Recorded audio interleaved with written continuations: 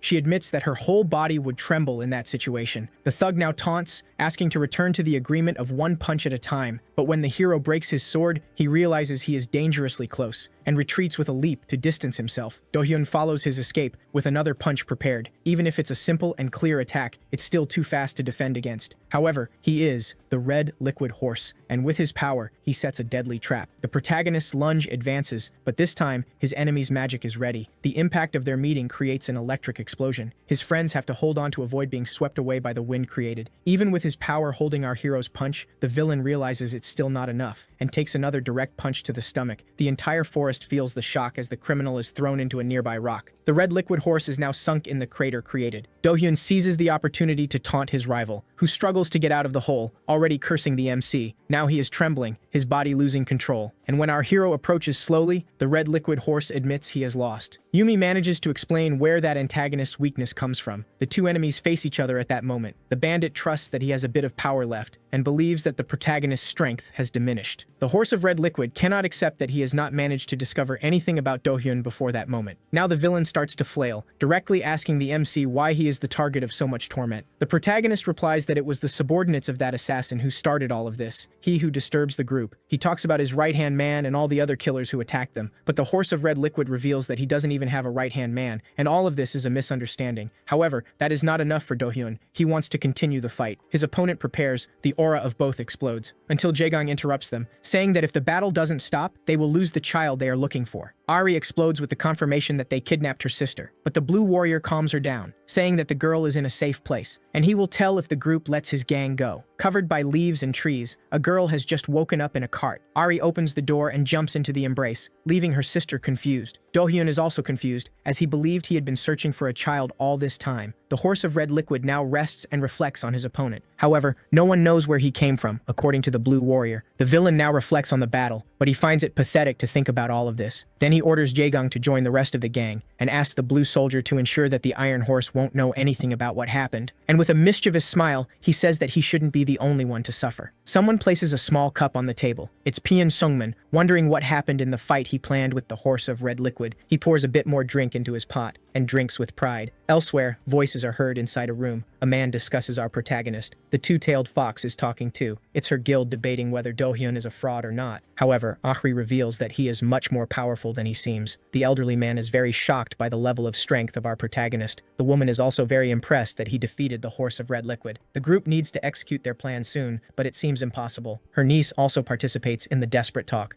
Back at the hospital, Hee-yeon talks to her father. He gives news that the care the doctor provided is working well. His daughter doesn't understand why her friend was expelled from school, and her father, cornered, tries to change the subject. The girl doesn't accept it and remains sulky. In the inspector's room, Sengho discovers that our protagonist defeated his main villain alone. Seoksu is very impacted by what happened. The younger officer tells the whole story he witnessed, even mentioning how Do-hyun withstood several powerful attacks without suffering any damage. The detective ponders these revelations. He tries to better understand the relationship of our main character with his spear-wielding partner. His colleague suggests going to the residence of our main group. Everyone agrees that Sungmin should go to their residence to investigate, also sending an assistant to help. In the clinic, Ari prepares new clothes for our MC. Yumi notes that the box is very elegant, while Ari says it took hours to choose the gift. Do-hyun thinks the outfit must be silk since the present came from very rich people. But when he opens it, he sees that it's just a normal shirt. Sad, the protagonist still tries to compliment what he received. However, he realizes that the packaging itself seems to be more expensive than the piece. The young inspector tries to defend that she picked some fabric that looked like the previous one. Then, Hee-yeon arrives and says that her father wants to meet our hero. The MC doesn't understand why this is happening, but his colleague is very excited about the news. Seeing that the doctor is happy, Do-hyun ends up agreeing to go too. The next day, both are astonished by the food they will have for lunch. Her friend's father says that he is someone responsible for making studies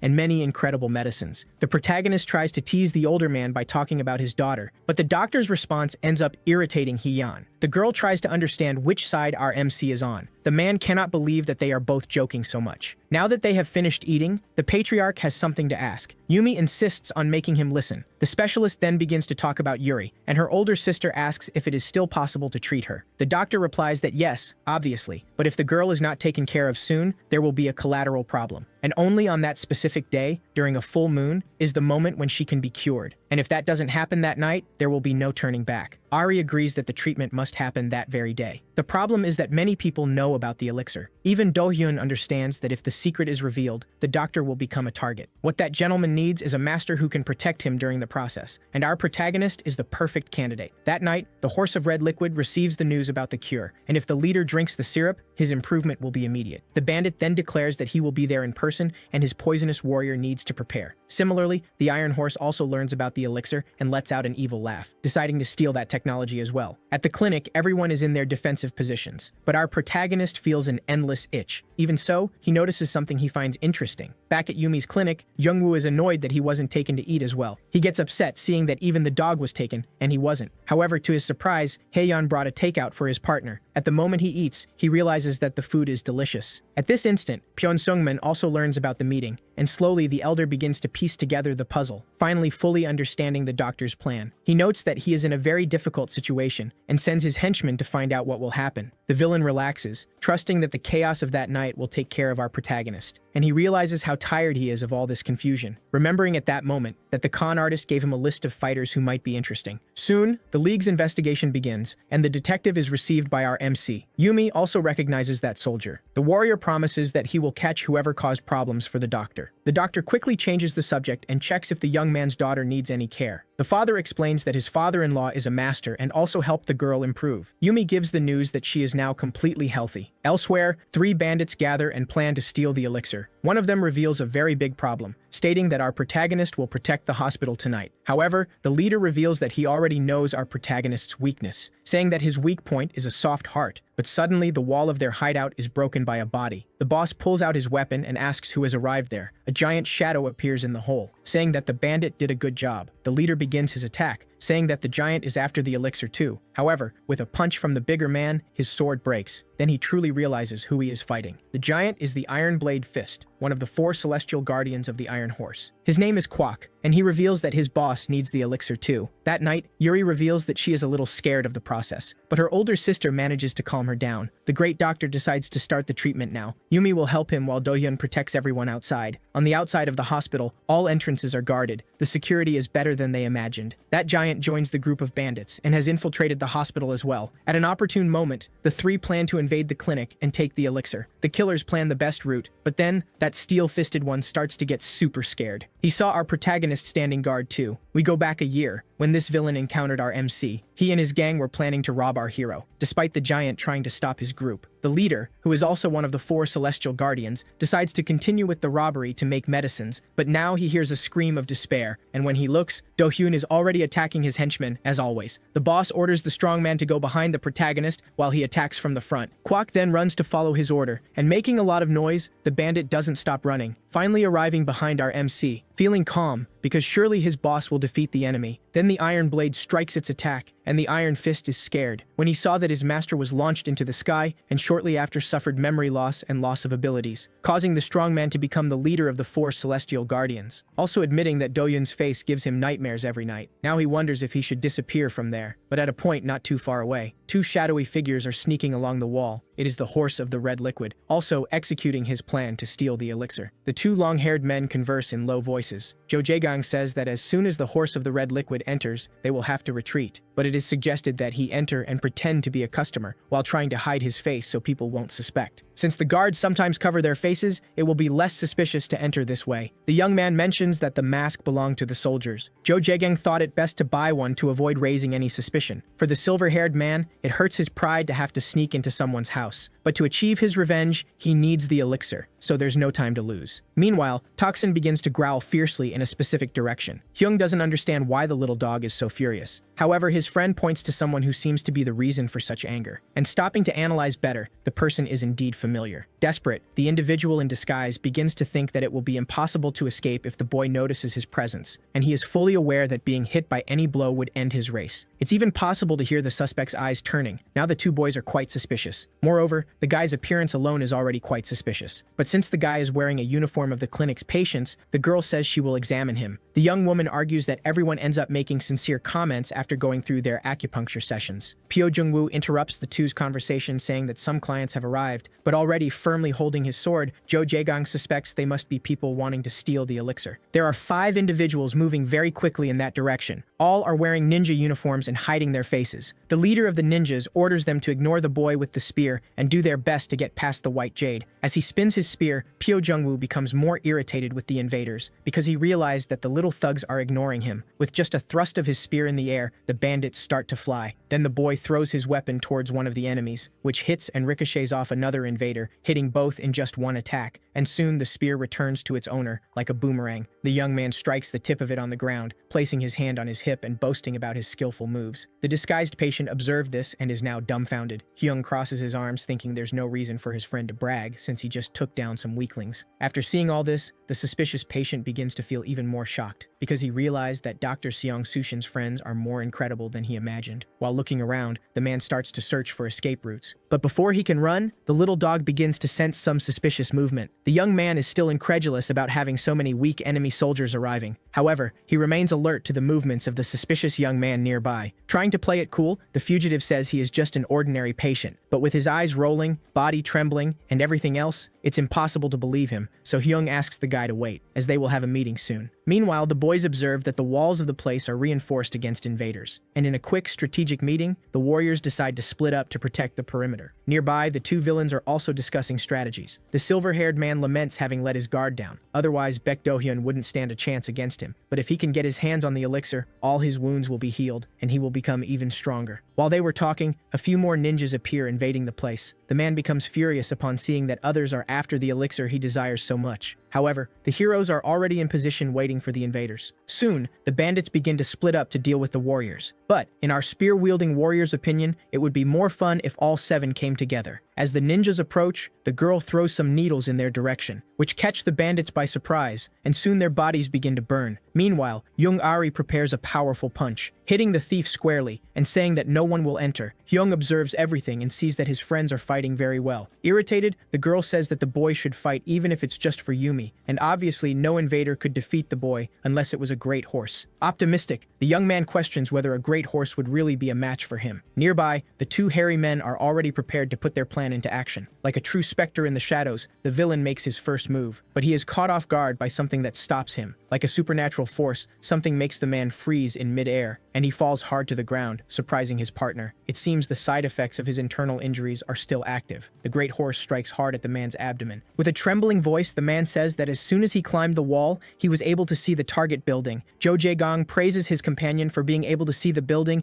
even with such a quick movement, but he is quickly corrected by the boy, who asks him to lower his voice, because that damn guy is in the building, something that makes him tremble with fear. At that very moment, the girl screams from the top of the roof, but the 2 have not yet been seen. The warriors are searching elsewhere. Worried, the masked man suggests that the 2 retreat immediately. With his pride shattered, the man does not want to accept leaving like this, but he just had an idea. The ninjas begin to run towards their objective. Then, some individuals jump over the large wall. One of them orders to find the location of Baek Do-hyun first. The spearman is alert and realizes that the bastards are after Hyun, but our young man is so powerful that he can defeat them with just one strike of his spear. Then, the tip of his weapon comes very close to the face of the leader of the invaders, who falls sitting on the ground, unable to defend himself. The boy questions what made them attack with such pathetic skills, and the man explains that it's because of the elixir. Despite being terrified, the invader says he knows that Hyun never kills his opponents. At that very moment, the boy appears, saying that it seems he was underestimated. With a flaming aura of pure rage, he says he was being generous all this time because the thugs were funny, but apparently, they did not deserve such generosity. His friend holds him back and asks him not to do anything foolish driven by anger. While the 2 argue, the invader can only sit there crying. Then, the girl appears and says she will just give a little prick with her needle, but the bandit's scream can be heard from afar. This makes the 2 long-haired men reconsider their decision not to retreat, but the silver-haired man is still not satisfied with losing to a bastard like Hyun, and he says that as soon as the elixir is stolen, he will achieve his revenge, explaining to his colleague that they are not the only 2 invading the clinic. Therefore, they cannot just stand by waiting for others to steal the sacred elixir. A scream interrupts their conversation, warning that the elixir has disappeared. The desperate employee says he put the elixir there, but the object simply vanished. Young Ari says they need to find the culprit, as he can't have gone far yet. Hyun is convinced that the suspicious patient was responsible for the disappearance of the elixir, accusing him of being the closest suspect to where the object was stored. Pyo Jungwoo approaches and says he will search for the lost object, but suddenly he finds a pair of gloves that leaves the boys confused about what it could be, and Hyun believes that this patient is a subordinate of the chief horse. The chief horse himself then hears his name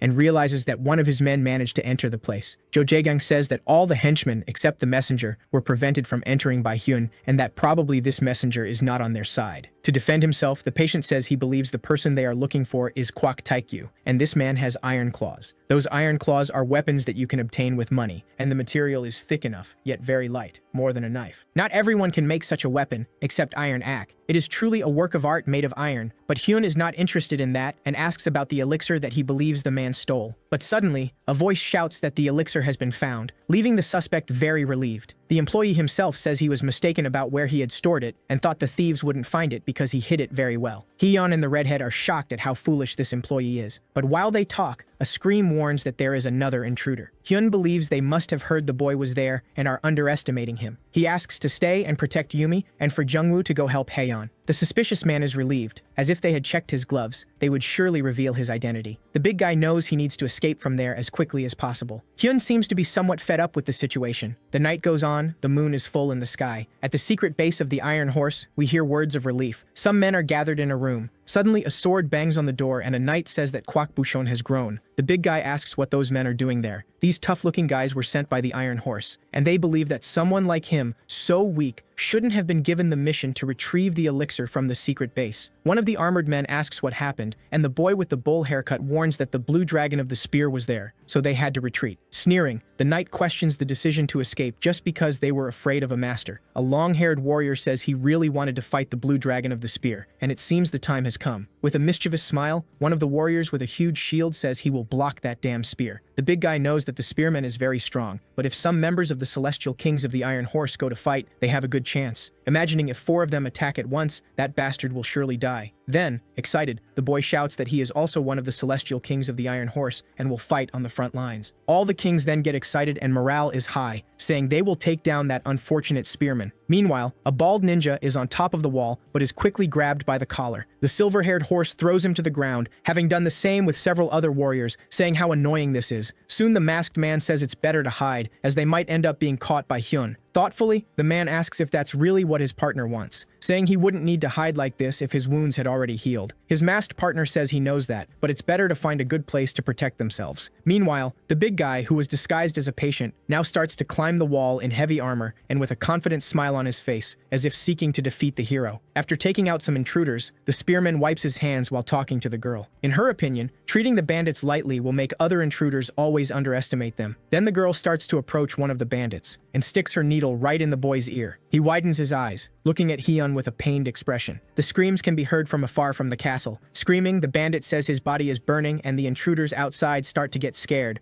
All the new intruders begin to want to retreat, thinking they are torturing people there. Pyeon Sungman is drinking a liquor while laughing and saying the drink is sweet. Meanwhile, Toksin starts barking madly with a lot of anger. More intruders can be seen arriving on the rooftops of the castle. Now the one who arrived is the big guy who was disguised as a patient, who starts laughing and saying he's back. Not very surprised, Hyun realizes it's the guy from before, and it seems he brought an entire gang with him. The boy asks his little dog to show he's really angry, to bark more firmly. Staring at the celestial kings of the Iron Horse, he asks if they are scared to see his dog. The big guy starts to want to introduce the king knights, but his high is cut off by the boy saying they are just more thieves. With a manic look, the spiky-haired man steps forward and says the little dog would never scare them and that the boy shouldn't treat them like thieves. Looking at the little dog, Hyun says the guys are calling for him, but Toksin still seems quite irritated. Not quite understanding, the spiky-haired knight questions what the boy is trying to do. Laughing, the young man says the guy is just a little dog barking too, and that he barks very well. Meanwhile, the chief horse and his masked partner are watching everything. The two start looking at the new intruders who just arrived. Because of their swords, spears, and iron gloves, they seem to be unusual warriors. Not just any thief has such heavy armor and shields, and it seems the 4 are from the same gang. There's a possibility they are the celestial kings of the Iron Horse. Laughing, the silver-haired man seems to recognize those warriors, and suddenly he starts to laugh as if he has heard an absurd joke. To prevent the others from hearing his voice, the man covers his mouth with his hand, despite believing at this moment that Hyun is no longer a problem, as he will face those strong warriors. The masked man praises his master, as everything was premeditated. The two are hiding while the boy faces the Iron Horses. Meanwhile, one of the heavily armored warriors points his sword at the young man and says he heard he is a new master of the generation. Hyun says he has no idea why everyone is calling him that, and to mock him, the armored knight says the young man looks very ragged and does not live up to his reputation. Knowing that his opponent is strong, the enemy then starts to throw throw some soft talk to see if he can discover his abilities in a different way. Meanwhile, another armored knight asks the big guy to go and try to defeat him. But since the big guy got scared and didn't want to accept the challenge, one of the warriors with tied hair asks the one holding the shield to take the honors. The squire then steps forward and says he will be the first to fight the young man. But as he approaches, he is surprised by an extremely quick movement from the boy. Soon he puts his shield in front, trying to protect himself, confident that the shield will withstand any attack. As soon as the boy's attack makes contact with the shield, a deafening noise can be heard, and the knight is thrown back with a force. Surprised, Hyun says he thought the shield would be able to withstand the blow, but it seems that Old Tin is a bit weak. The remaining knights realize that the boy managed to defeat two of them in just one blow and are dumbfounded. The big guy already imagined it, because he believes that boy is not human, and Young Ahri is happy and says that is what she expected from Baek Do. The young man feels uncomfortable and asks the girl not to call him that way, but ends up getting distracted. She shouts for the boy to look ahead, throwing his shield in his direction, and if the young man doesn't dodge, he could end up getting cut. But if he dodges, the shield will come directly towards the castle, so the young man is confused and decides to dodge. Meanwhile, the long-haired knight comes running towards him, imagining it will be the end of his opponent. Angry, Ryun punches to deflect the shield, shouting if his enemy thinks he is a puppy to throw something like that. The shield comes back hard towards the king knights, hitting the ground near the squire. Soon after, the lancer begins to unleash several consecutive attacks, until, in a quick movement, Hyun manages to grab his enemy's spear, staring at him with a firm expression, preventing him from continuing his attacks. However, meanwhile, the other ponytailed knight approaches quickly, but with his other arm, the boy manages to block his sword, even though his opponent executed the attack with both hands. Hyun manages to handle all three knights at the same time, throwing them away, and thus, the ponytailed warrior remembers the girl calling him Baek Do and identifies him as Baek Do Hyun. Irritated by all these rumors about himself, the boy puts his hands on his hips. Then, the armored knight realizes that the young man managed to break his sword with just his hand. Looking at his companions, he realizes that this battle will be quite difficult. He then decides to signal for the warriors to retreat. Suddenly, a voice interrupts the situation, asking if they are the celestial kings of the Iron Horse. It is Youngwoo who approaches asking if 4 of the king knights attacked him, and it seems Hyun looks quite easy to deal with. This leaves the young man extremely irritated for thinking he is being underestimated. The spiky-haired knight realizes that the situation is becoming increasingly dangerous and tries to look around to find an escape, heading towards Haeon, knowing that the girl is the daughter of Dr. Seong Sushin, and deciding that it is a good idea to take her hostage. As soon as she notices the enemies approaching, Haeon grabs some needles and throws them at her opponents. The spiky-haired knight notices the projectiles heading his way and brakes hard to avoid being hit. But suddenly, his squire companion steps in front, and most of the needles end up hitting his shield. Meanwhile, the lancer is also engaged in a battle with Youngwoo. The big guy keeps his gaze fixed on the battle. Now he knows it is too late to dodge and needs to stop the projectiles. The man then begins to charge a blow that has a bluish aura, moving his arms in a circle, avoiding the needles. However, one of them ends up hitting his thigh. The man feels the sharp pain, observing the wound. Entering the young man's bloodstream, the poison spreads. Screaming that he is one of the celestial kings, the warrior says, "This is nothing," and he advances towards the girl who threw the deadly needles. The girl seems quite frightened by her enemy's advance. But before the big guy can hit the girl, Hyun appears and kicks him in the head. As the heroes are very fast, the enemies fail in their mission to capture the girl as a hostage. But the treacherous knight with spiky hair pushes his squire to deal with the situation. The squire has a lot of courage and shouts that he has an impenetrable shield, something that proves untrue, as with just one punch the young man manages to destroy it, crushing it with great ease, surprising its bearer. Meanwhile, the spiky-haired knight runs, surprised to see his companion lose so easily, but Haeon steps in front of the knight, catching him off guard. However, the man is determined to escape, thinking that as soon as he reports everything to the Iron Horse, all the heroes will be dead. Before he could flee, Hyun steps in front with a quick movement. In desperation, the knight swings his sword right at the young man's neck, but the villain's face suddenly changes, seeing that the boy merely held the blade of his sword as if it were nothing. Mockingly, the young man still asks if the man isn't going to hit him with that weapon. This greatly irritates the spiky-haired knight, and soon the man prepares for a different charge, crouching down. But his movements are no match for our hero, who is already preparing a punch right to his face. A punch that sends him flying as if he were a light piece of paper. He falls on the other side of the arena with a loud noise, but soon gets up, thinking about how to get away from there. Suddenly, his face changes, as if something has happened. It's Haeon, who stealthily positioned herself behind the guy and stabbed his body with several needles, which are now embedded in his buttocks, causing great pain. This makes him scream, greatly irritating Hyun, who delivers a strong blow to his head, enough to knock him out right there between the two boys. Still with an irritated expression, the boy looks to the side and sees that his friend Jung-woo is fighting another spear wielder. The spear hero is determined, saying he will be able to deflect all of his enemies' attacks. The long-haired warrior also manages to defend against the attacks coming his way, but suddenly a scream can be heard from afar. The two stealthy long-haired ones are hearing everything and believe that Dong-hyun has come out victorious. The chief horse really hoped that the Celestial Kings would manage to steal the elixir, but it was just an optimistic expectation. Suddenly, a bark is heard from Toxin. The little dog is right there and seems to have located the bandits, as the barks begin to get closer. Since he is not an ordinary dog, this makes the chief horse think he should also have a dog like that. But the long-haired man confesses that he actually never liked dogs. Now the two stop walking and fall silent. The silver-haired man convinces himself that he cannot give up yet. He explains that he will prefer to find an opportunity next time, and they should retreat, not leaving the city, but rather waiting at the base that the messenger arranged. As Baek Do-hyun exterminated the 4 Celestial Kings, soon the Iron Horse will be around seeking revenge, and the white-haired horse wants to see the red liquid horse destroy the boy with his own eyes. The masked man praises his companion, saying he is meticulous, and the two begin to retreat. Finally, dawn breaks and a new day arrives at the castle. A uniformed man approaches and says they have cured Yuri's illness,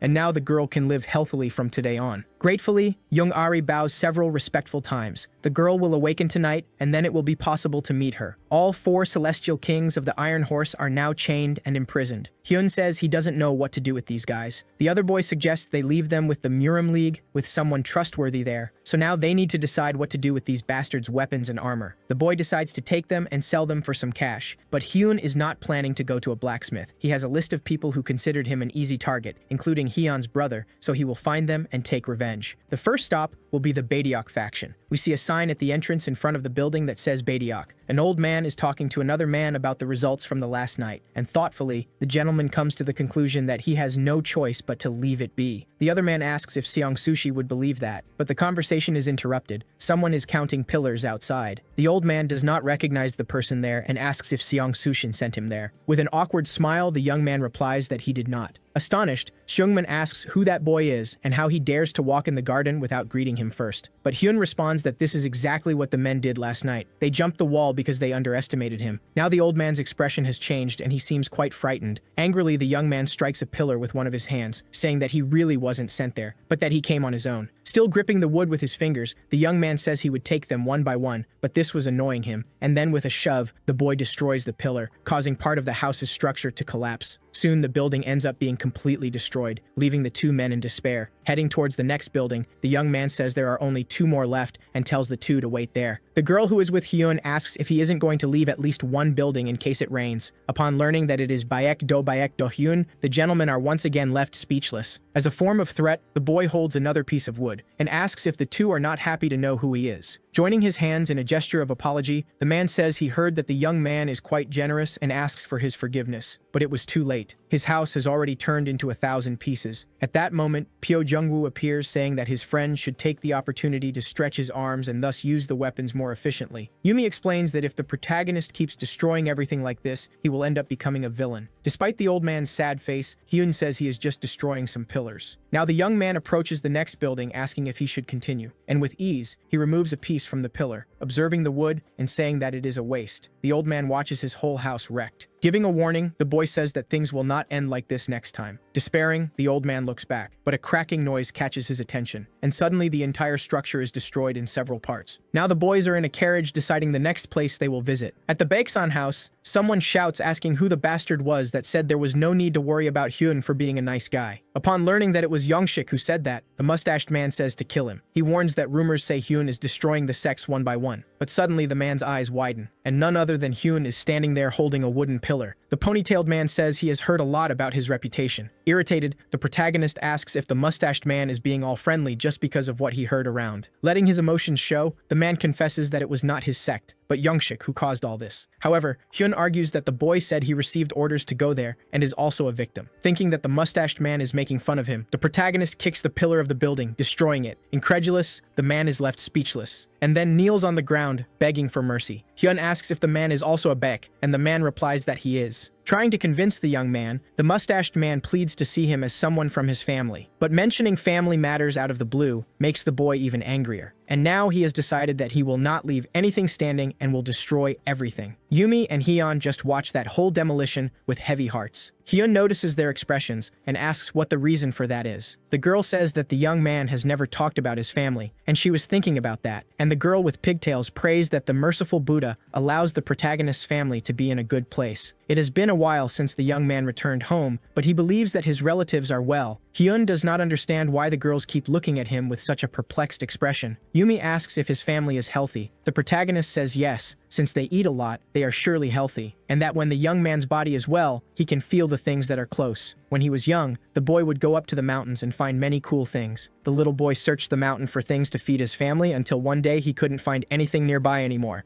So he started going further and further away. He ended up entering a cave full of shiny things where he found the elixir for the first time. And that's how he met Youngwoo. The two boys lived in the mountains. Yumi asks if they were healthy. Hyun says yes, but he often forgets to bring things for his little sister. The girl says that the boy's little sister must be very cute, but the protagonist doesn't seem to agree much with that, because in reality, back in his hometown, there is much talk of a very crazy woman, and that is his little sister. The four celestial kings appeared while Baek Do-hyun was protecting the Seongsu clinic. It seems that the Iron Horse doesn't know that the red liquid horse lost to our MC. The men there are discussing the involvement of the horses and the celestial kings from last night. Since it was Do-hyun who captured the kings, the clinic will act only as an intermediary. Seoksu asks if the boy can ask Hyun to leave the kings with them. Meanwhile, a hand slams hard on the table, and someone asks why they are fighting among themselves. Seongman is irritated and knows they need to investigate the celestial kings and locate the Iron Horse. But no one knows for sure how many men the Iron Horse has, so it's quite delicate. Moreover, even the red liquid horse has appeared. Proof of this is that the man found Jo Jaegong, one of the henchmen of the red liquid horse. Seungman is confused, wondering if the red liquid horse will really want to deal with Baek Do-hyun as promised. Unfortunately, they lost sight of Jo Jaegong, so they couldn't find the whereabouts of the boss. And pointing a finger at the man with the white beard, the other guy says it's all his fault. Additionally, Seong Sushin demanded that they find him in exchange for delivering the four celestial kings. Worried, Seungman knows that if they discover who is behind all this, he won't be able to get away. Far from there, we see our protagonist talking by a campfire, and Yumi shares that she had a tough life when she was 12. At that time, all the girl wanted was to eat meat. This makes Hyun reflect on his friend's past and if something very bad might have happened. But he decides not to ask until she feels comfortable sharing it herself. Suddenly, the carriage stops moving. Some people are blocking the way. The men say they are from the Murim League and came because of a report. But the boys argue that they did nothing. They are just getting back at those thieves who invaded. One of the men says he understands the situation, but it's not appropriate to go around destroying sects like this, as they have received several complaints. Hyun looks at his friend and says they are only being treated this way because they are giving warnings, so they should go back and talk to the guys again. However, the complaints did not come from the already destroyed sectors, but from another sector. Excited, Yumi realizes that they might have made a report out of fear of being next. Getting down from the carriage, Hyun asks to compare the name of the person who made the complaint with the names noted in his notebook, but that is not allowed. But just as the protagonist was about to argue that he is being falsely accused, a voice asks them to follow the path. Young-ari approaches saying that she is also a victim, so they should go for revenge together. Hyun says he is also a victim, even though he isn't hurt. He explains that since his heart is soft, he gets hurt very easily. With a serious expression, the protagonist orders them not to interfere and to pay back what the Jincheng Guild owes him. Young-ari gets nervous and asks the boy to teach her a way to pay. The boy asks if it's not possible to deal with this problem together with the Murim League, since her family is from a merchant group and her aunt is a great negotiator. Moreover, Ari's uncle is the elder of the league, Lee Taijun, so he will surely be able to fix this. Now about the four celestial kings that were left at the Seongsu clinic. As soon as they find out who is behind the whole incident from last night, the kings will be handed over to one of the elders of the Murim League. Therefore, the boy would like to inform Elder Lee Taijun, as he is the last conscious elder in the league. Hyun looks at Hyun and asks her not to forget to tell the elder about this when she goes home. So everything is settled. The protagonist really prefers to leave them in the hands of a good man. Since they need to earn a bit for the league, it's better to do the rest later. But the boys aren't going home now. They're going to the blacksmith Cheonsu. A while later, we see the pile of weapons and armor, and the boy asks how much all of that costs. The boys start explaining to the blacksmith where they got each of those materials. Shocked, the man can hardly believe that Hyun managed to deal with two of those celestial warriors, truly worthy of a master of the generation. But the protagonist doesn't like being called that. The boy's humility leaves the blacksmith emotional. Returning to the subject of the materials, they are so destroyed that they might have to be sold as scrap metal, but the man thinks it's still possible to use that spear. Youngwoo suggests putting it on the other side of the shaft, and then it will have a double point, something that seems uncomfortable, but possible for the great blue dragon spear. This gets the red-haired boy quite excited.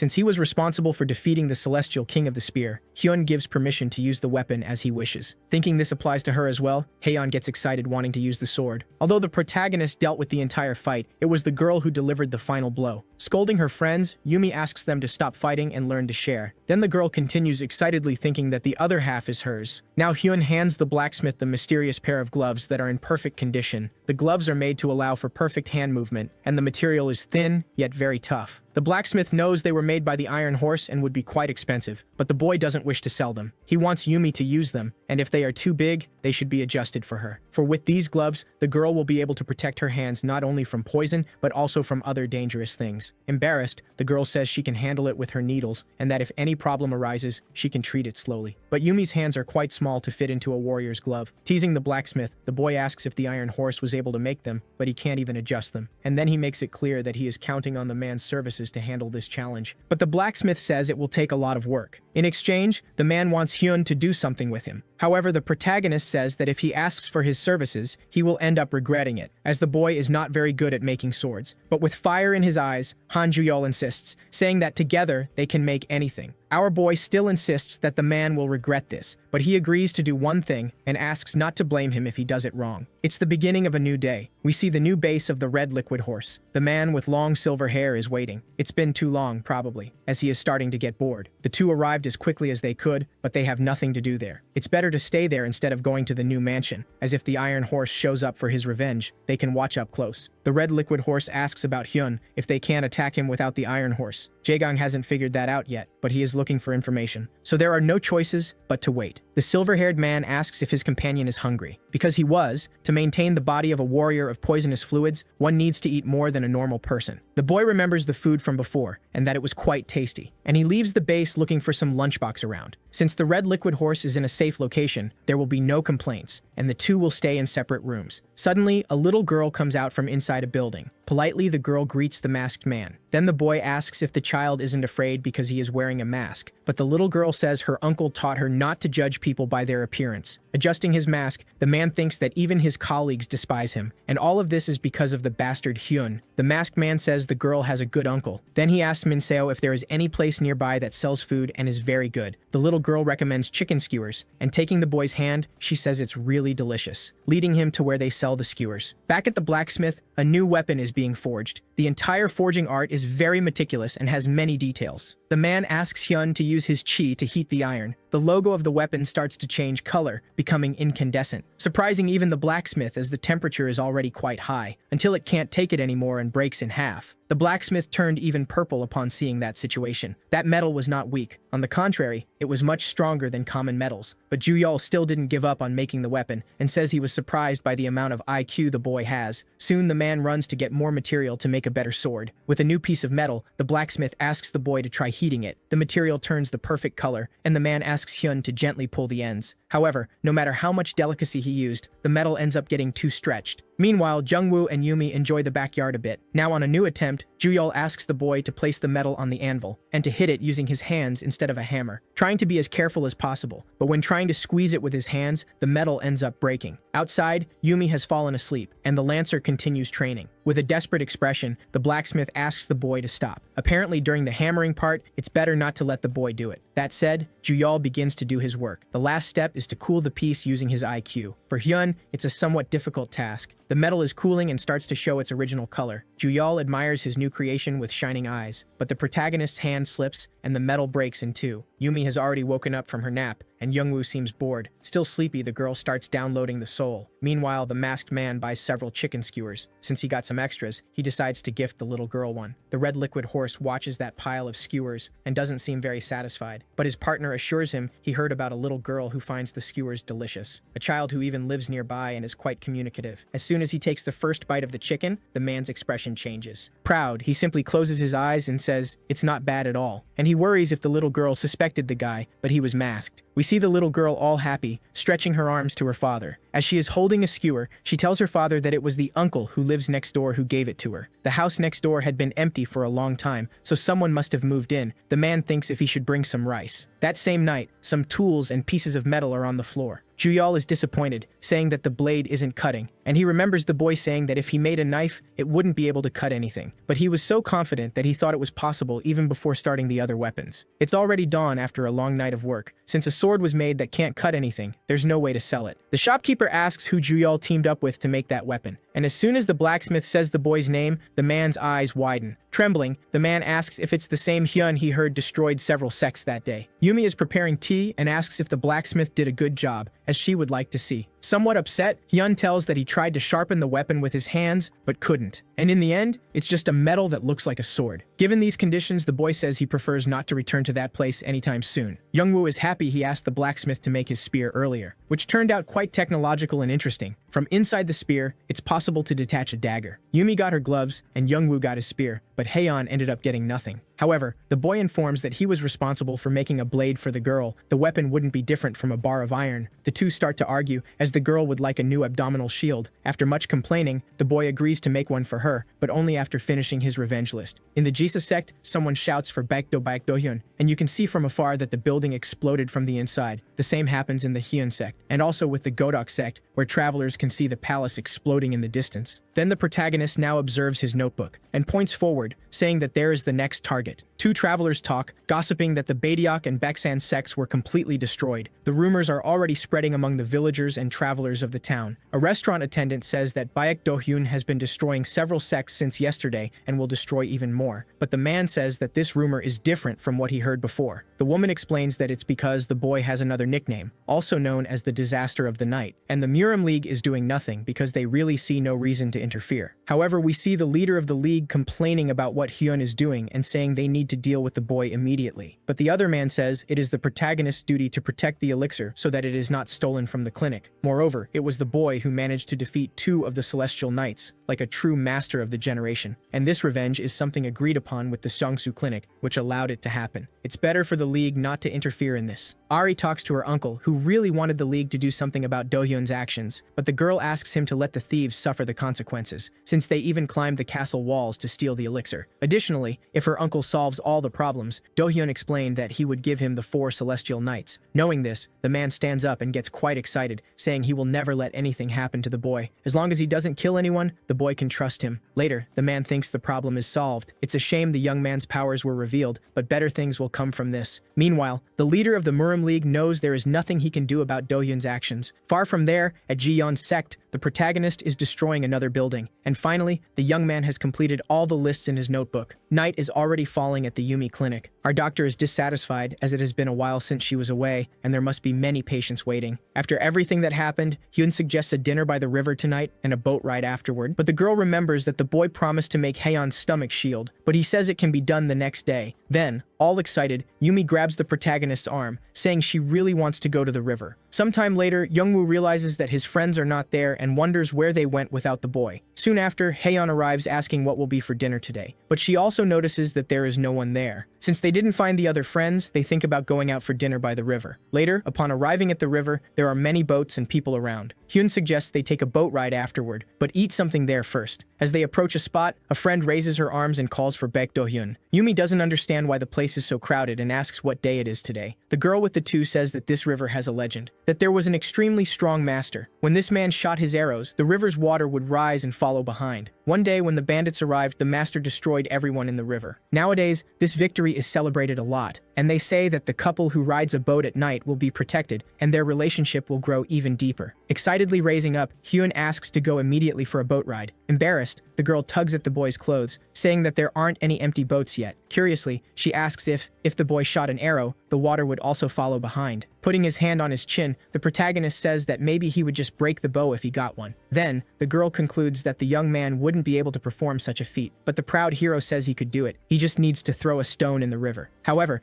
the red-haired girl asks them to drink the rice wine she ordered earlier. Coincidentally, Hyun says he loves that drink. Far from there, someone is lurking. A henchman approaches a man and says they found Baek Do-hyun's whereabouts at a river outside the city, but not too far from there, and that the boy is not alone, as a festival is happening. This is great because the more witnesses, the more the lesson will spread. Looking back with a malicious look, the man asks them to prepare the iron ship as the hunt will begin. The festival is lively. The sunset is starting. A man tastes the rice wine and finds it delicious. On the boat, the girl asks to get a cup too, but apparently this couple is distancing themselves a lot from the others. With a mischievous look, the man asks to go to a quieter place. So the girl looks and sees a swamp nearby, wondering if it would be a good place. Suddenly, an iron boat passes over the two. The lovers manage to save themselves, but the little boat they were in turns into pieces. A grim-looking man emerges from the iron boat and says to destroy everyone and turn them to dust. The bandits will turn that little boat festival into a nightmare. The couple talks about this being the work of the Iron Horse, and the girl asks what the Murim League will do about it. But the League is very busy investigating the situation at the Sungsu Clinic, so no one will be able to come help them. However, the man is there because he took a day off to be with his precious little thing. Far from the couple, a silhouette can be seen from atop a tree. It's a young man who says he can see the iron boat speeding and that it will soon reach where the civilians' little boats are gathered. Smiling, the bearded man asks them to destroy as many civilian boats as possible, and that everyone should keep in mind that this destruction is Do-hyun's fault. The two protagonists hear the shouts warning about the Iron Horse. Many people are in danger, and the girl asks what they can do to help, but Hyun says he could only throw a punch if they were in front of him. Disappointed, the girl says that then there is something the powerful Hyun cannot do. The proud boy gets upset by that remark and says that if they lost that little cup, it would be dangerous, since the protagonist is very good at guessing and throwing things, so he will simply throw and guess. The Seiki cup lands in the river waters and continues flying, passing by the couple who fell into the water, awakening the legendary fury of the Dragon King. The man on the iron boat notices the flying cup, which passes by his side. Hyun has a lollipop face, as he missed the target. That was close, but it would have been better if he had hit. But the girl who was with the two says it's not over yet. The water flowing behind the cup ends up hitting the boat and capsizing it. Excited, Yumi cheers that the bad men's boat has sunk. As expected from Do-hyun, he missed the technique, but ended up hitting the target. All excited, the girl says he is handsome. Putting his hands on his hips, the boy boasts that he is more handsome than Kwon Seong-ho. Meanwhile, in the water, several pieces of wood can be seen. The lovers know that what passed by them was not an arrow and wonder what it could be. But looking back, the man notices something that scares him. In the distance, the young man can see the silhouette of Baek Do. Then he realizes there is no more danger, since Baek Do-hyun is here. But suddenly, all that optimism disappears from the boy's eyes, because two more boats appear besides the one that was sunk by the protagonist. The poor couple starts desperately trying to get out of the way of the boats, but the little sake cup that Hyun threw ends up hitting the boat squarely this time, creating such a strong impact that it knocks several men into the water. Smiling, the protagonist celebrates and says he has always been good at this. The boy always practiced on little birds when he was younger, but when Yumi starts to praise him, the boy becomes suspicious. Changing the subject, the girl points out that a new ship is arriving. On the horizon, the new iron ship can be seen just behind the couple of lovers. The girl is disappointed because she bought this outfit just to wear it on this occasion, but now it's all wet. The man says the outfit will dry soon when they reach the riverbank, but then the girl realizes that the villains are coming. The two start trying to paddle with their hands to get away from there. On top of the iron boat, the man knows they won't be able to dodge, so the ideal is to block the cup. In the way they practiced, all the crew members raised their paddles, and united this way, they believe they could even stop a war general. The formation of the men is perfectly aligned. But even with all these efforts, the cup ends up destroying the entire organization. Then, with fire in his eyes, one of the crew members prepares a strike to block the little cup. But it's nothing more than a kamikaze operation, as the boat is completely destroyed. The man in the tree notices that the boats are sinking, and on top of that, the young man couldn't identify the object that is attacking the boats. This irritates the boss, who calls his henchman an incompetent bastard. And after all this confusion, no boat is left. With hatred in his eyes, the bearded man asks who had the stupid idea to use boats. But just as the boy was about to say it was him, the man calls for the Iron Squad and orders the men to show how frightening the squad can be. The Iron Squad prepares for the attack. All the civilians run in desperation, knowing the reputation these soldiers have. However, suddenly, a spear is thrown. The Iron Soldier manages to defend himself with his sword, but the spear starts to return like a boomerang. Everyone knows it's Youngwoo, the famous blue dragon of the spear, hero of all, who arrived alongside Hyun. Then, the soldiers end up believing it was the boy who destroyed all those boats. As they are part of the Iron Squad, it may be difficult for just the two boys to deal with all the enemies, but the girl knows that they can't run away and leave the civilians there without help.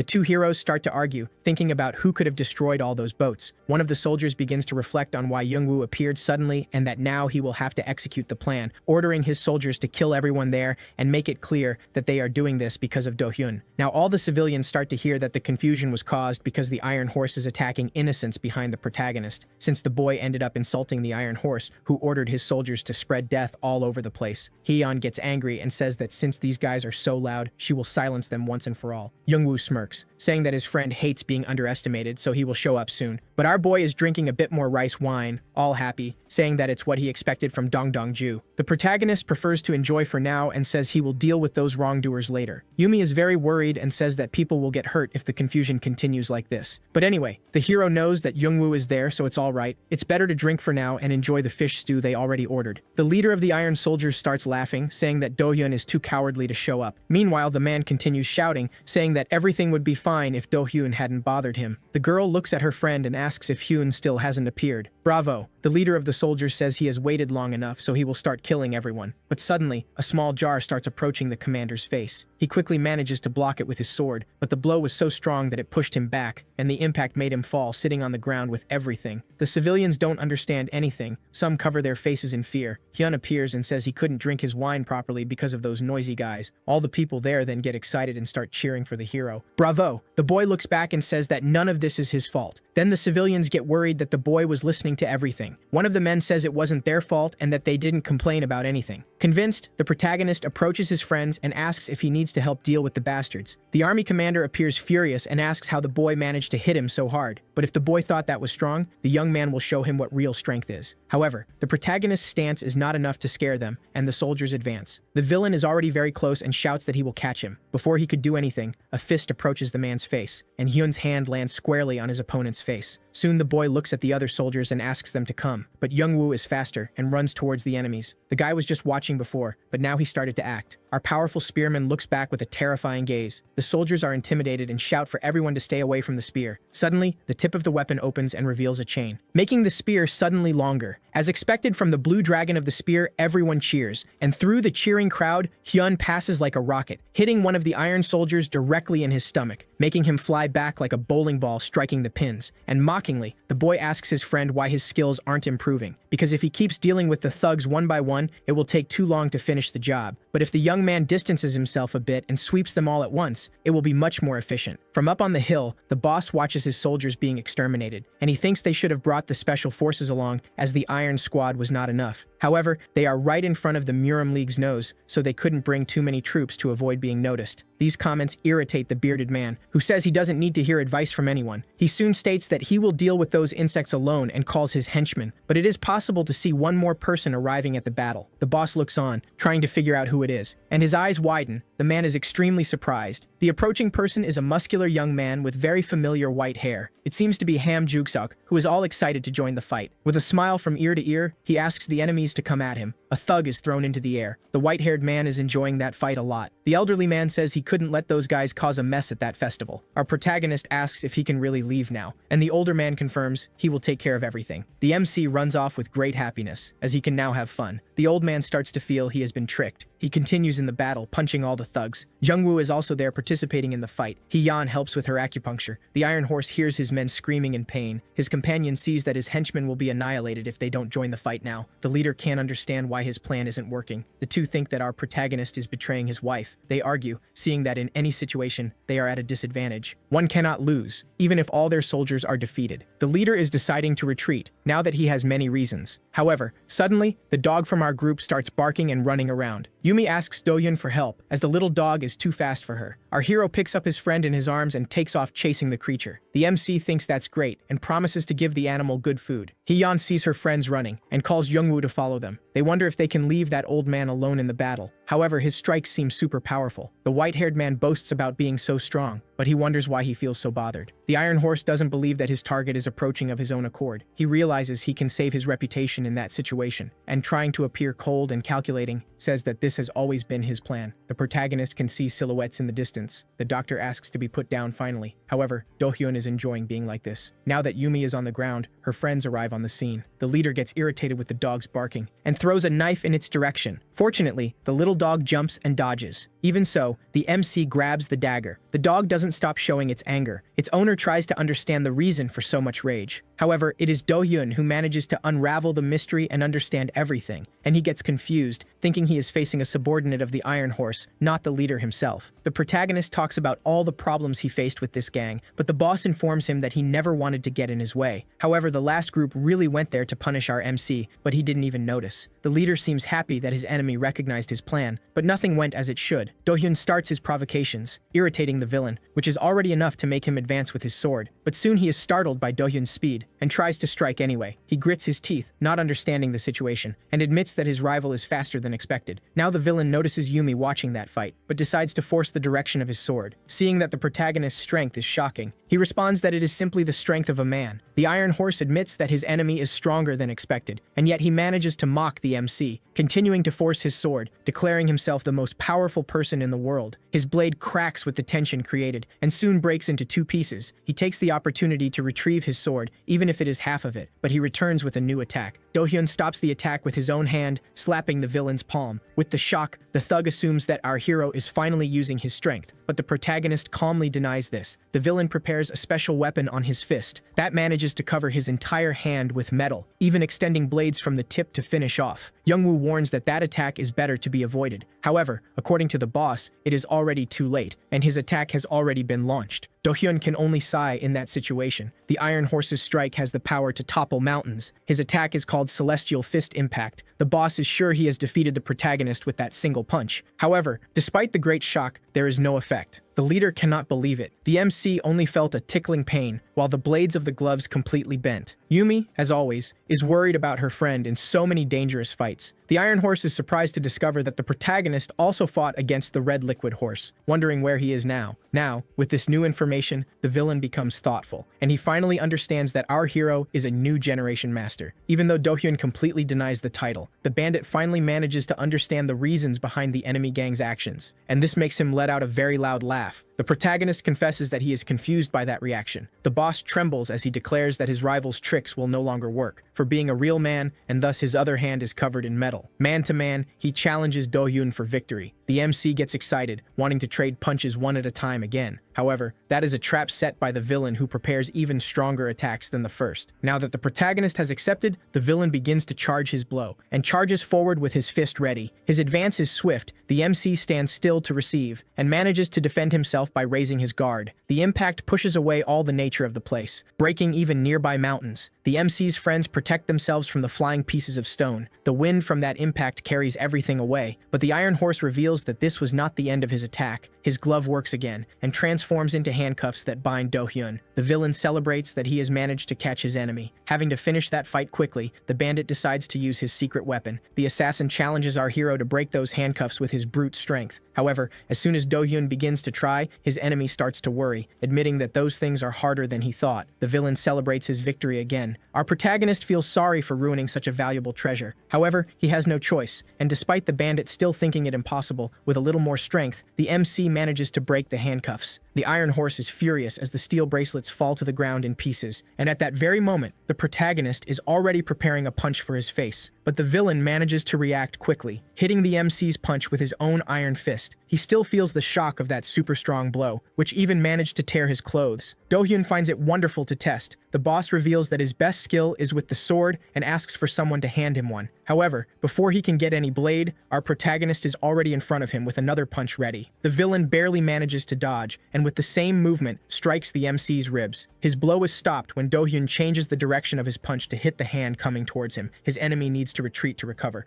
and holding his painful fist, he asks how the protagonist managed to do that. The Iron Horse tries to understand how that strength is possible, but can only curse the MC, trying to find out how the kid managed to break him. Do-hyun gets furious about that and curses his enemy back. The villain tries to explain himself, however, our hero is already hitting him. Still confused, wanting to understand how the protagonist mimicked his ability. The MC does the same thing again and changes the course of his punch. The Iron Horse's eyes widen in despair, and he takes a very strong punch to the stomach, sending him flying for meters in the air, but he manages to land safely on the ground. He shows how hurt he is with the red liquid coming from his mouth. Yumi cannot bear to see that, while our protagonist boasts as well. The doctor concludes that she needs to send her friend to study. Finally, the villain trembles upon seeing that his armor is marked marked by the punch he took. Youngwoo comments that this is the celestial armor that cannot be pierced. Hee-yeon reacts, wanting to know more about the subject. The spearman tells that the Iron Horse is the only one who possesses that protection. There are rumors that the Red Liquid Horse does not fight against this other leader because of it. The nurse notices that the steel seems to be damaged now, and indeed the area of the belly is dented. The Iron Horse is shocked that his armor has failed. Do-hyun understands that his enemy is only better than the others because of this special suit. The villain admits that the hero is stronger than him, and he runs away, grabbing only his sword on the way, telling the others to buy time. The protagonist is angry that his enemy chose to flee. Now his henchmen begin to attack. However, the first is easily defeated. The MC defends himself against the second, and defeats him easily as well, with a blow to the head. The Iron Horse finally stops. The protagonist asks why he fled. However, instead of answering, the villain begins to prepare his attack, and tells his rival to block if he thinks he can. However, Do-hyun already knows that technique, where running makes him stronger. The thug explodes his surroundings with his aura, yet the MC reveals that he defeated someone who used that same technique before. Now the Iron Horse threatens his group of friends, but the Lancer confirms that he can dodge that attack. It just gets difficult if he has to carry the nurse. Yumi's dog won't stop drawing attention. The doctor realizes that the creature wants to escape and calms it down. Our hero is confident that he can withstand that attack, not stopping to provoke his enemy, calling him out for a fight. The villain is now using his full power in that strike, breaking the ground with every step he takes while running, advancing with his sword against Do-hyun, who focuses and prepares his punch once again, striking right at the tip of his rival's blade. That causes another loud impact that sends waves of wind. However, the protagonist's clothes tear once again with that blow. The Iron Horse screams non-stop, showing his effort. The entire forest around suffers from that immense display of power. The MC's clothes tear more and more. Now he is also screaming as he struggles, and finally, with a beam of light and tearing all his garment, the protagonist thrusts his punch forward, hitting the villain in the stomach once more, causing a lot of pain. The thug is launched far away, still with energy, to the spot where he took the hit. He goes so high that when he starts to fall, he lands in a river in the forest, sinking in the river like a stone. His body doesn't respond, and as he sinks, he wonders if he will really drown there. Even knowing he can't let that happen, the Iron Horse continues to sink. Yumi quickly asks if her great friend is okay, and even with his clothes torn, the protagonist confirms that he is fine, with a smile on his face. His plan to buy more clothes is simply to steal from the defeated enemies.